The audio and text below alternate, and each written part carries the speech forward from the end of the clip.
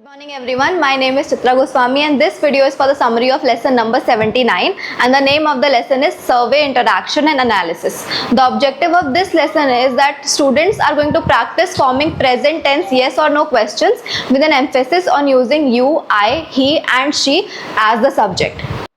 For the first step, you are going to ask a few questions from the students, and for these questions, you are going to encourage the students that they answer in complete sentences. The questions are you a student? Is it raining today? Am I the Prime Minister? You are going to arrange the students in a line and you are going to write on the board, are you, is it and am I? You are going to start by posing a simple question to the first student as, are you a vegetarian? The first student is going to answer the question and then you are going to ask another question to the next person in the circle. Using the 3 question starter on the board, this will continue as each student responds to the question asked to them and poses a new question to the next person. You are going to encourage the students to ask a variety of questions using different question forms starting with are you, is it or am I. If someone repeats the question or struggles, the class can help or move on to the next person. Third step, you are going to divide the classroom into groups, that is group A, B and C, and then you are going to ask the students to find their survey in activity B of their SRBs. So group A gets the survey A, group B gets survey B and group C gets the survey C. Then you will explain that students will have 10 minutes to walk around the classroom and ask their classmates the question in their survey. They should use telemarks to record the responses and then they will challenge the students to at least speak to 10 students. While they are conducting the survey, you are going to walk around and listen, and then you are going to encourage the students to speak only in English and to answer in complete sentences. You can announce when only 1 minute is left. When the time is up, you can ask the students to sit with their groups A, B or C and discuss their results or any patterns that they have noticed. Then you will call on each group to share their findings with the class. For the fourth step, you are going to ask the students to find a partner and speak in English for the last 10 to 15 minutes of class. They can discuss any topic, but encourage them to ask at least 3 questions during their discussion. While the students are occupied, you are going to write the notice that is given in the FRB on the whiteboard, and this activity will be done as the last activity of the day. Next is a very fun energizer, and the name of the energizer is writing in the air.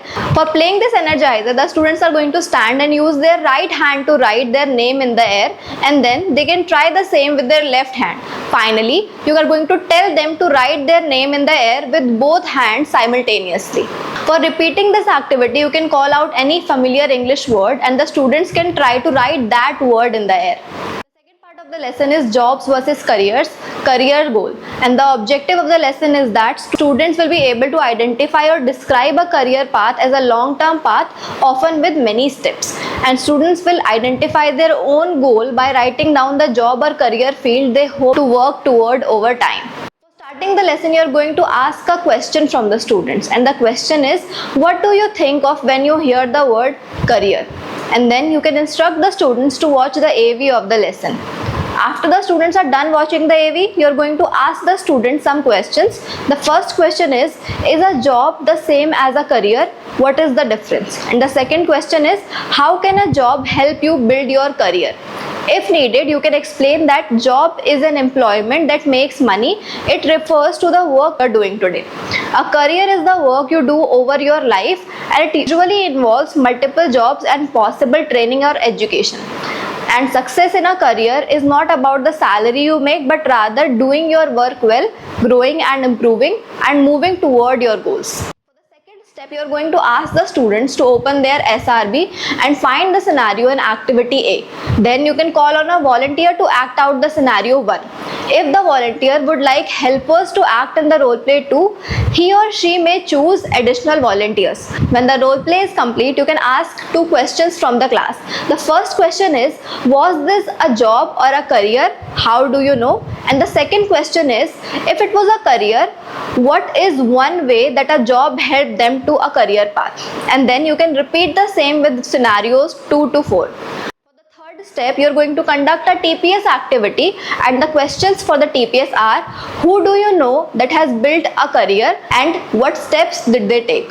And the second question is, what is most important to you when choosing a career? For the fourth step, you are going to explain that the best way to plan your career is to think about your long-term goal first, your dream job. It does not have to be a job that you are qualified for yet. Later, we will look at the smaller, more immediate steps you can take to get there. Your career goal can always be changed, but it is important to have a goal or aim for you. It is what motivates us to keep advancing in our career. And then you will encourage the students to look back at the passion, skill and interest activities of lesson number 25B and the research that they have done about those job fields in lesson number 49B and 54B. They should think about what their dream job is and what career field would they like to set a career goal in. And then the students are going to write down their goal in activity B of their SRP. Lastly, you will conduct the English practice time. For this, you are going to ask the students to read the notice, The Lost Dog, and then you will ask the students to answer in full sentences. How old is Bruno? When was the dog lost? What is the reward for finding the dog? When and where was Bruno last seen? What is the color and breed of Bruno? And if you find Bruno, how will you inform the owner?